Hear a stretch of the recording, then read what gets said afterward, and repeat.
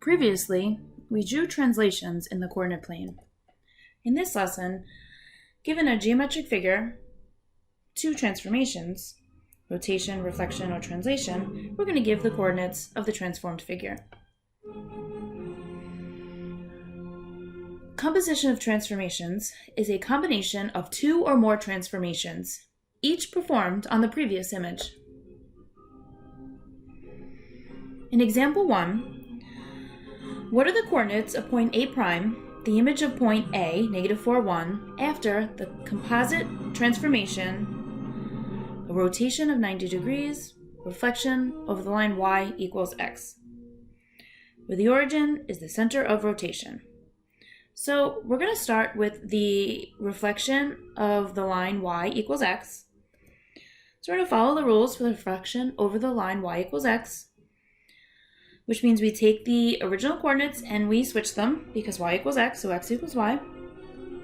So the original point, negative 4, 1, I'm going to flip the coordinates around, is going to become 1, negative 4. Then we're going to do the reflection of 90 degrees with the origin is the center of rotation. So we follow the rule for a 90-degree rotation, which remember is counterclockwise. So again, we're going to flip the coordinates, and our new first coordinate, which was the old y coordinate, is negated.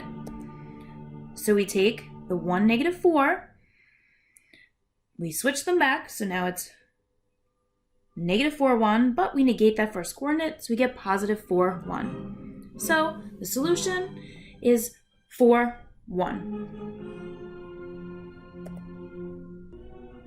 So if we were going to look at this on the coordinate plane, we can plot point A, which is at negative 4, 1, and then what we want to do is graph the line y equals x, which is right here.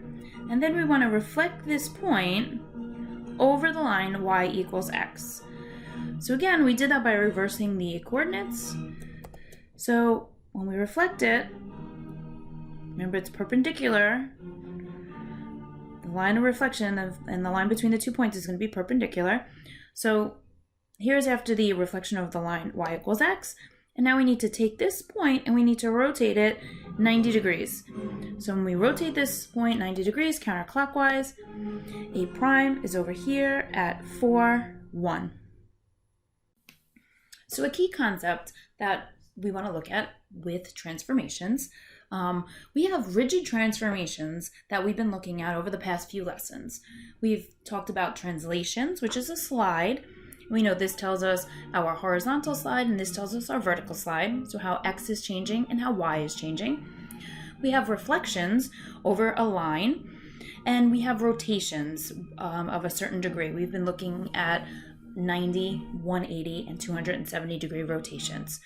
So rigid transformations, when we take an image, the image and then the image after the transformation, they are congruent to each other. They maintain the same size and shape. Their orientation may change, and their location in the coordinate plane is changing, but the image itself is staying the same size and shape. And these are all rigid transformations. So today we looked at compositions of transformations. And if we look at this notation, how we can read it is that we're going to do a rotation of 90 degrees after a reflection over the line y equals x. So that means that we actually perform these transformations in reverse order. We start with the second one and then we go back to the first one, because this is a rotation of 90 degrees after a reflection over the line y equals x. So let's take a look at a second example. Here we're given triangle JRB, and they want to know what the coordinates of the vertices of its image are after the transformation, of a translation, 2 units to the right and 1 unit down after a reflection over the y-axis. So algebraically, when we look at this, we want to first follow the rules for the second transformation, which is a reflection over the y-axis. And we know when we reflect over the y-axis, the x-coordinates are going to be negated.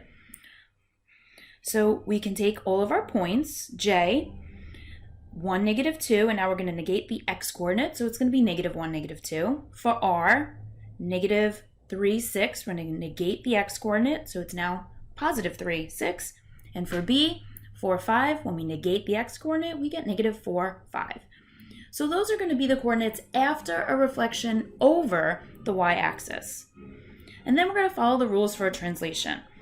So we know the translation that they're giving us, A is going to affect the x coordinate and B the y coordinate. So when we have a translation of 2, negative 1, we take x and we add A to it. So this is going to be x plus 2. And then we take y and we add B to it.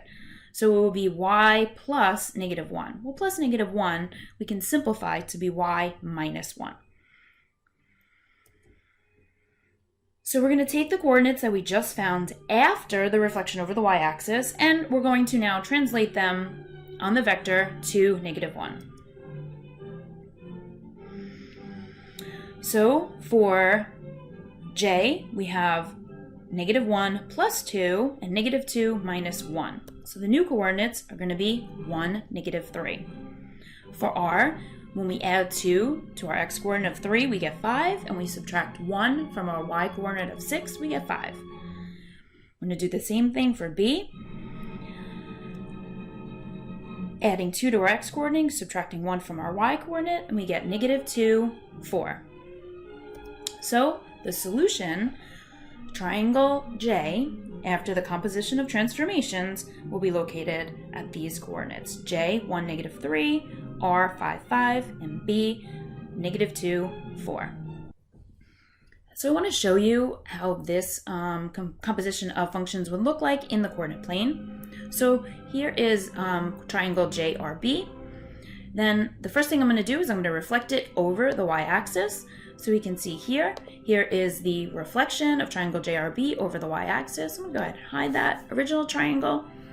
Now we want to take this triangle and we want to translate it. So we're translating it 2 units to the right. We can see B went 1, 2 unit right and 1 unit down. Same thing for R, 2 units to the right, 1 unit down. And J, 2 units to the right and 1 unit down. So our final image is this image here, and if we look at the pre-image, okay, this was the original triangle, which we then reflected over the y-axis and then translated 2 units to the right and 1 unit down. So there's the final image. Okay guys, so on Fridays from now on, you're just gonna have to do one problem of the day, and you need to show your work and upload that work. So if you're confused on how to do it, I did post a video showing you how I uploaded work for my son's assignment. You can find it under useful information. So upload your work to the problem of the day, and then I'm just taking a little survey to see what time is best for all of you to meet in our virtual classroom. I do have other classes, so I'm going to try and figure out what works best for everybody. So hopefully you can drop in and join me for a virtual class. I miss hearing you guys' voice. I miss seeing you. So please try to make sure you drop in at least once a week. Allows thinking to happen, so keep thinking.